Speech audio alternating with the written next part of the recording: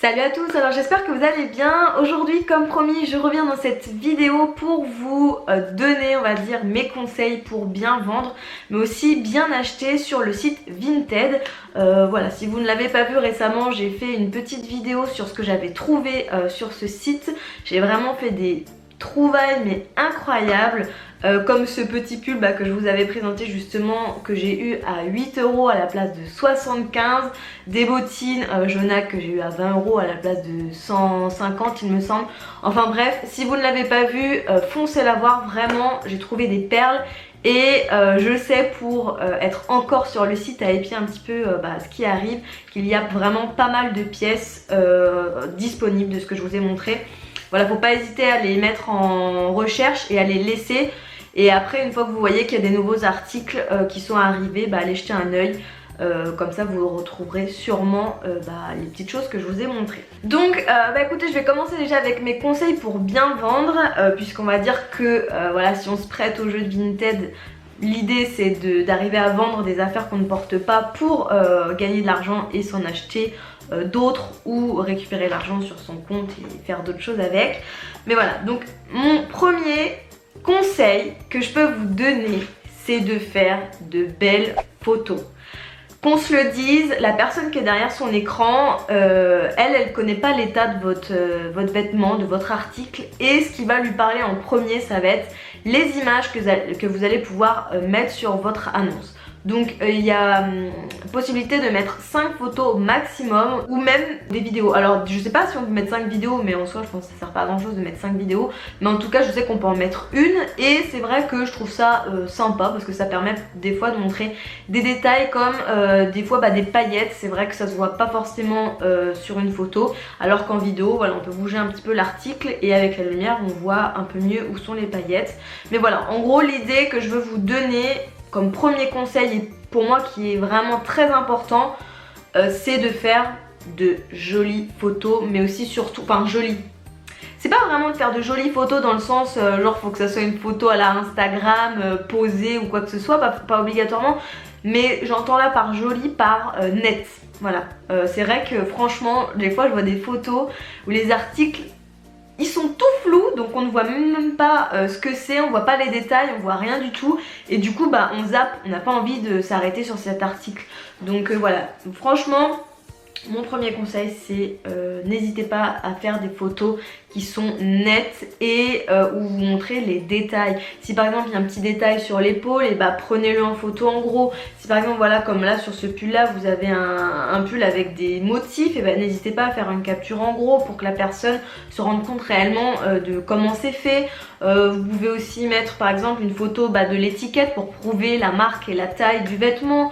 Vous pouvez faire une photo de face, de dos, vous pouvez même faire des photos portées. Je sais qu'il y a beaucoup de personnes qui préfèrent quand les vêtements sont portés. Voilà, il y a plusieurs types de photos que vous pouvez faire, mais l'essentiel en tout cas c'est qu'elles soient, on va dire, nettes en termes de qualité et aussi lumineuses, parce que si vous faites des photos où voilà il fait nuit et qu'on voit rien, c'est pareil, l'acheteur il va zapper parce qu'il va pas avoir envie de se poser plus de questions que ça. Mon deuxième conseil, ça serait de bien remplir sa description. Il y a beaucoup d'annonces que je vois où il y a marqué robe noire, point. Écoute, si tu veux je regarde ta photo, je vois que c'est une robe noire.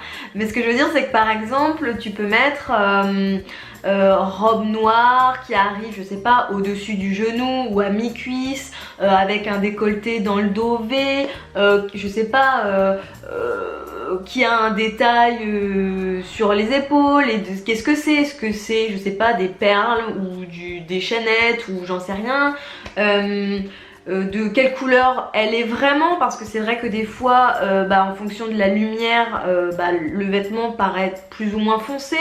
Donc voilà, mettre vraiment la couleur que c'est, repréciser la taille, repréciser la marque, repréciser le motif, plein de petites choses, plein de petits détails qui fait que ça complète vraiment les photos, et que du coup l'acheteur va se laisser plus facilement convaincre à l'acheter, parce qu'elle va se dire oh en fait ça me plaît bien, j'ai plein d'infos, j'ai pas besoin d'aller poser des questions. Parce qu'il faut savoir que vous, des fois quand vous rentrez dans un magasin, vous regardez un article, vous posez des questions, et puis vous trouvez pas de vendeur dans la boutique.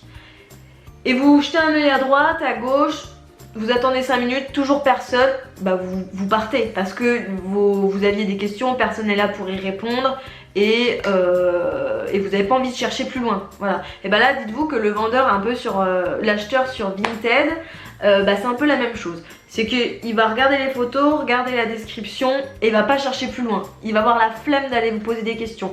À moins que ce soit vraiment une pièce qu'il recherchait ou qu'il a eu un coup de cœur dessus. Et que vraiment du coup il va chercher à avoir plus d'infos. Mais bon, si c'est quelqu'un qui est là juste comme ça pour voir s'il y a des petites choses qui sont sympas sans plus, voilà, ça peut être le petit truc qui déclenche l'achat. Donc ne négligez pas la description et surtout soyez honnête. Soyez honnête dans le sens où il ne faut pas mentir sur la qualité du vêtement. Enfin je dis du vêtement mais ça peut être autre chose, hein. Vous pouvez vendre des chaussures, même des articles de maison, il y en a même qui vendent leurs poussettes, enfin voilà, vous pouvez vendre n'importe quoi sur Vinted. Ne mentez pas voilà, sur l'état du produit. Si vous l'avez déjà porté et qu'il y a par exemple un trou là ou que la fermeture est cassée, qu'il faut la changer, enfin bref, ne mentez pas parce que si vous mentez à la réception de l'article, l'acheteur va vous mettre une sale note. Ça va sûrement entacher vos ventes futures et il peut même faire un litige et demander à être remboursé, etc. Donc surtout soyez honnête le plus possible pour que la personne soit contente quand elle reçoit son colis et qu'il n'y ait pas de mauvaise surprise. Voilà. Donc mon troisième conseil, ça va être au niveau du prix. Voilà, c'est vrai que sur Vinted, il y a tous les prix. C'est ça qui est bien au final, c'est que pour plusieurs personnes, un seul et même article n'a pas forcément la même valeur. Par exemple, je repartirai toujours avec ce pull là, puisque je l'ai vu plein de fois sur le site. Il y a des personnes qui le vendent à 8 €, même 6 €, je l'ai vu, et en neuf, très bon état et tout.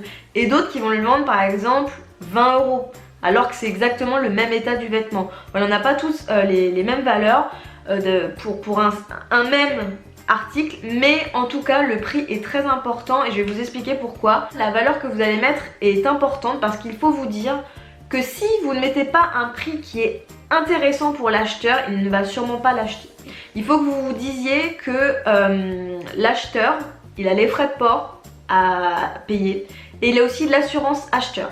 Et donc si vous combinez le prix par exemple de votre article, les frais de port et l'assurance acheteur, et que du coup ces trois sommes là font qu'il est à, je sais pas, entre 3, 5 ou 8 € du produit neuf en boutique, bah clairement même ça serait moi, enfin moi je vais directement acheter le produit en boutique. Donc voilà, mettez un prix qui va faire que l'acheteur va acheter chez vous et pas chez un autre Vinti ou carrément en boutique. Ensuite, quatrième conseil que je voulais vous partager, c'est la livraison. Vous avez trois possibilités de livraison avec Vinted. Donc vous avez le plus utilisé à mon avis qui est Mondial Relais. Vous avez aussi un autre système de relais mais avec Chronopost qui est vraiment pas mal parce qu'ils sont vraiment ultra rapides. Et un troisième mode de livraison qui est la poste, voilà, tout simplement. Donc faut savoir que Vinted a quand même des prix qui sont négociés vu qu'il y a beaucoup d'envois via leur plateforme. C'est quand même moins cher que si vous passiez directement par ces organismes de transport. Mais voilà, donner le plus de choix possible aux personnes, c'est s'assurer plus de ventes, forcément. Il y a certaines personnes qui mettent envoi Mondial Relais uniquement. Bon bah voilà, après ça c'est un choix. Mondial Relais c'est aussi la plateforme de transport qui est le plus utilisée, donc pourquoi pas.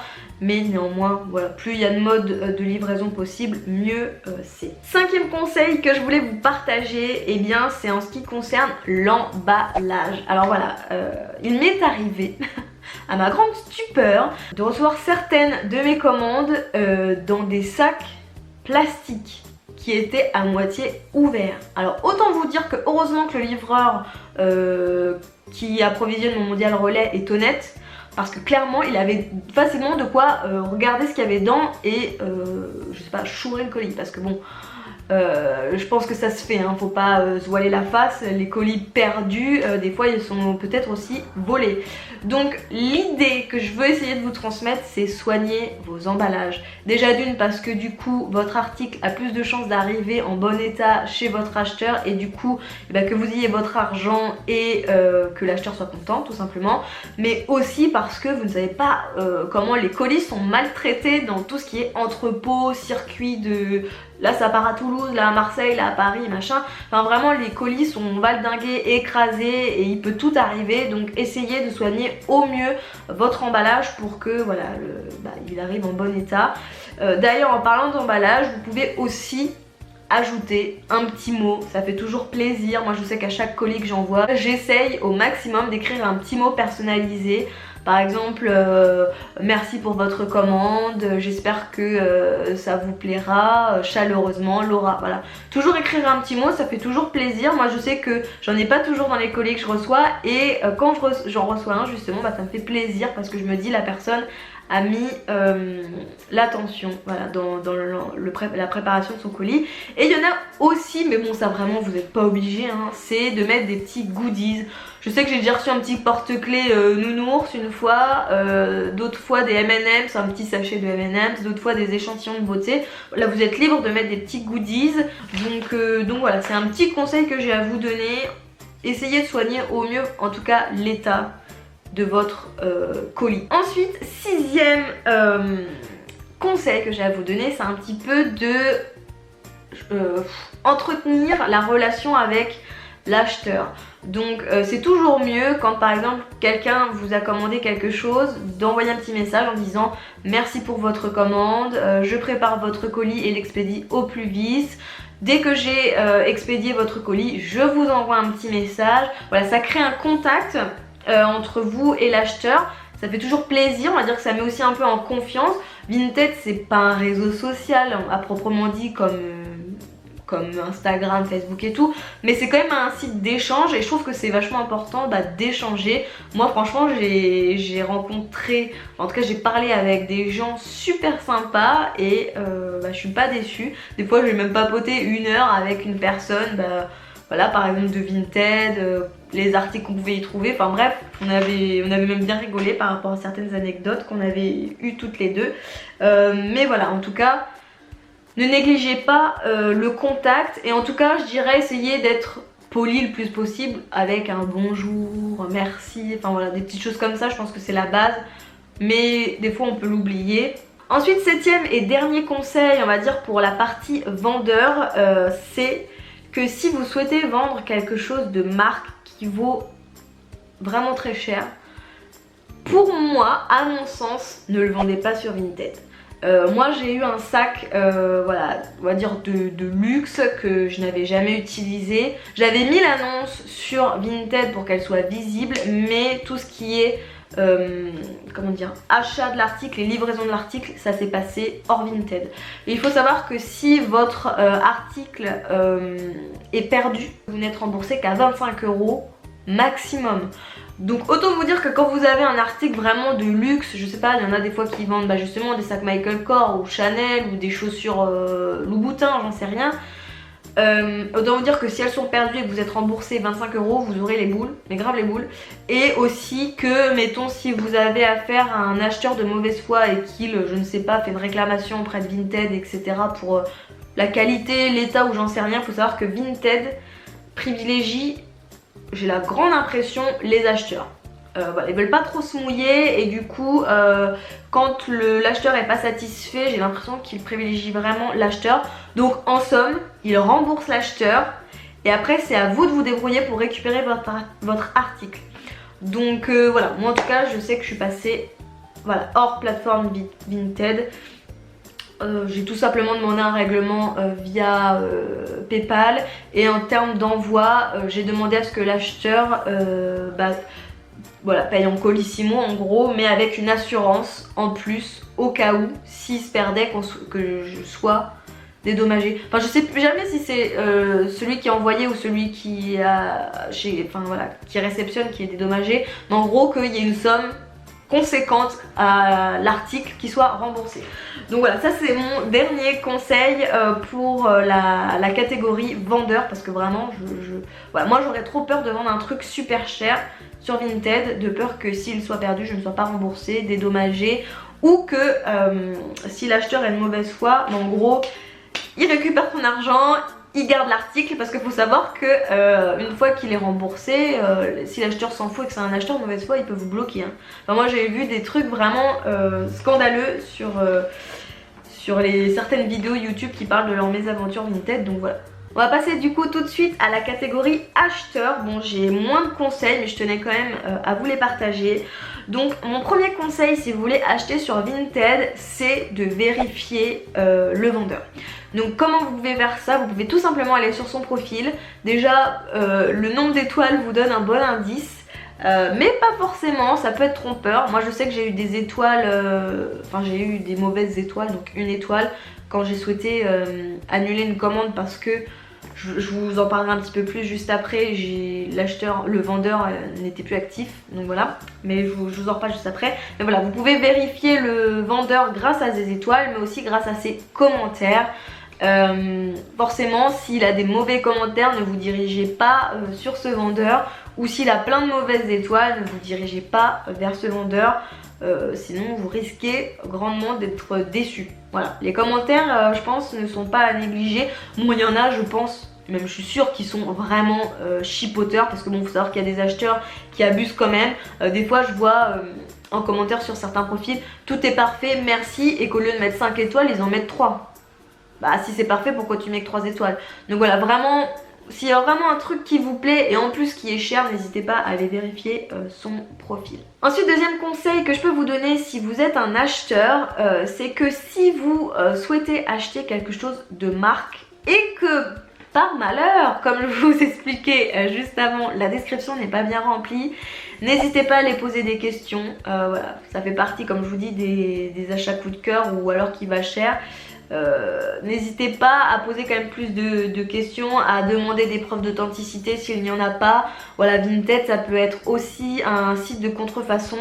Enfin voilà, si vraiment vous avez un coup de cœur et que c'est quand même quelque chose qui est relativement cher, ou que vous vous dites est-ce que c'est pas trop une arnaque, n'hésitez pas à poser des questions et à demander plus de photos, plus de preuves.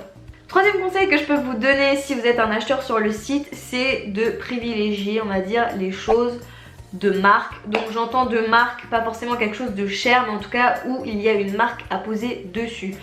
Pourquoi? Eh bien c'est tout simplement parce que si vous recevez, on va dire notamment le vêtement, je vais partir sur les vêtements, si vous recevez le vêtement et qu'il ne vous va pas, vous aurez bien plus de chances de pouvoir le revendre s'il y a une marque à poser dessus. Par exemple ce pull qui est un pull Kookai que j'ai reçu voilà, il y a quelques semaines maintenant.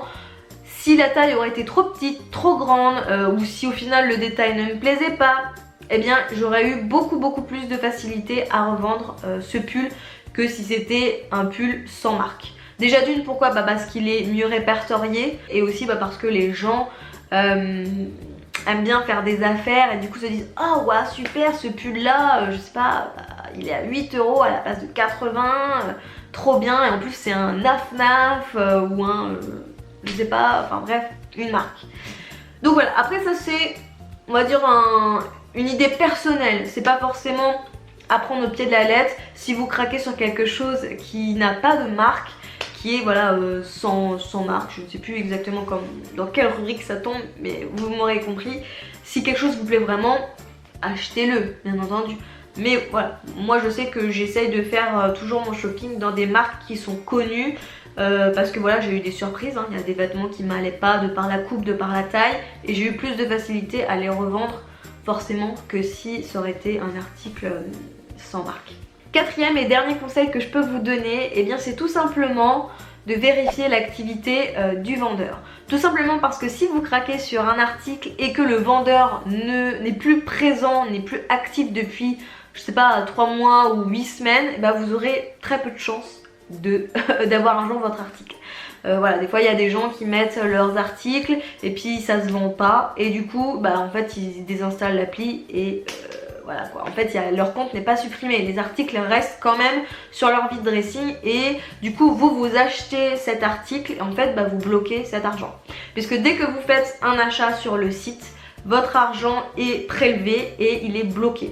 Donc vous avez bien l'argent débité, mais vous n'avez pas d'article. Et du coup, il faut savoir que si vous faites un achat et que vous voulez annuler la commande, soit vous pouvez l'annuler tout de suite, mais par contre vous avez une mauvaise étoile.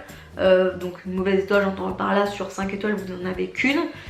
Donc après c'est à vous d'aller mettre en commentaire sous la mauvaise étoile sur votre profil comme quoi vous avez annulé la commande parce que vous ne vouliez pas attendre le délai de remboursement Vinted, etc. Mais du coup voilà, vous avez une mauvaise appréciation.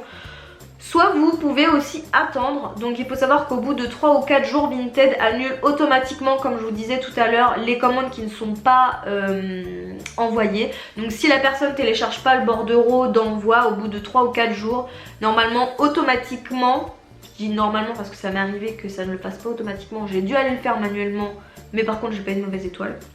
Mais voilà, normalement ça s'annule automatiquement, vous avez le remboursement et vous avez surtout le remboursement plus vite.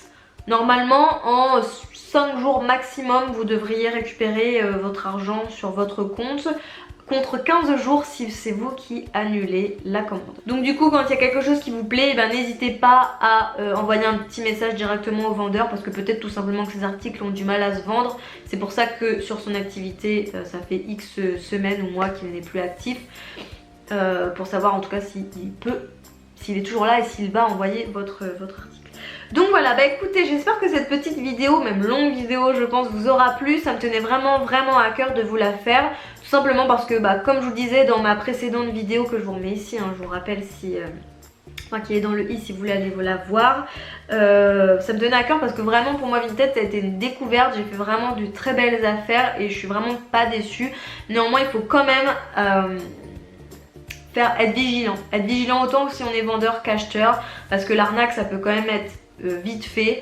Moi je sais que voilà, je vérifie toujours les notations, les commentaires des gens, et surtout si quelque chose ne va pas, je n'hésite pas non plus à aller directement voir le vendeur et lui dire que ça va pas. Et voilà pour cette vidéo, j'espère que mes conseils pourront vous être utiles. Je tenais vraiment à vous faire cette vidéo parce que pour moi Vinted ça a vraiment été une belle découverte et j'ai envie que, en tout cas pour vous, si vous souhaitez débuter l'aventure Vinted, que tout se passe au mieux.